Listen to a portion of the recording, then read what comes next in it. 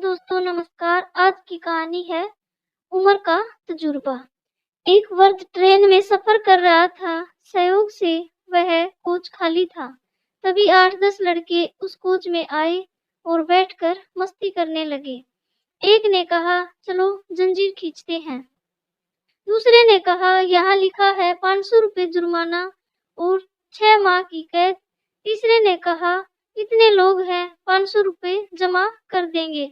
चंदा इकट्ठा किया गया तो 500 की जगह 1200 रुपये जमा हो गए, जिसमें 200 के 3 नोट, 2 नोट 50 के, बाकी सब 100 के थे।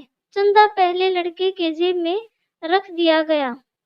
तीसरे ने कहा, जंजीर खींचते हैं, अगर कोई पूछता है तो कह देंगे कि बूढ़े ने खींचा है, तब पैसे भी नहीं देने पड़ेंगे।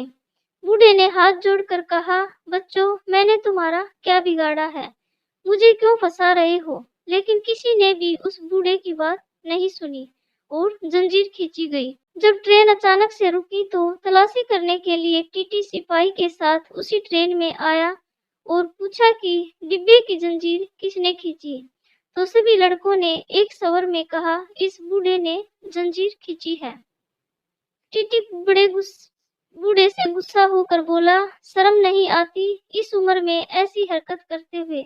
बूढ़े ने हाथ जोड़कर कहा, साहब, मैंने ही जंजीर खींची है, लेकिन मेरी बहुत मजबूरी थी।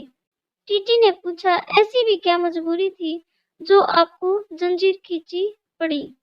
बूढ़े ने कहा, साहब, मेरे पास केवल 1200 रुपये थे जो इन लड़कों ने छीन लिए हैं, और इस पहले लड़के ने अपनी जेब में रखे हैं, जिनमें 200 रुपये के 3 नोट, 2 नोट 50 के और बाकी सब रुपये 100 के नोट हैं।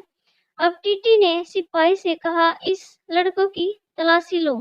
जब लड़कों की तलाशी ली तो 1200 रुपये बरामद हुए और जैसा बूढ़े ने कहा था, नोट बिल्कुल वैसे ही थे। 1200 रुपये वर्द को वापस कर दिया गया। लड़कों को अगले स्टेशन में पुलिस के हवाले कर दिया गया। पुलिस के साथ जाते समय लड़कों ने वर्द की ओर घूर के देखा तो वर्द ने सफेद मूंछों पर हाथ फेरते हुए कहा, बेटा, यह बाल यूं ही सफेद नहीं हुए हैं। तो दोस्तों, आप भी यह बात याद रखना कि बुजुर्गों को हल्के में नहीं लेना चाहिए। उन्होंने जीवन का लंबा अनुभव लिया है। तो दोस्तों, आपको कहानी कैसी लगी? आशा करती हूँ कि आपको कहानी पसंद आई होगी। तो प्लीज लाइक करें, चैनल को सब्सक्राइब करें और मिलेंगे अगली नई कहानी के साथ। तब तक के लिए बाय बाय, टेक केयर।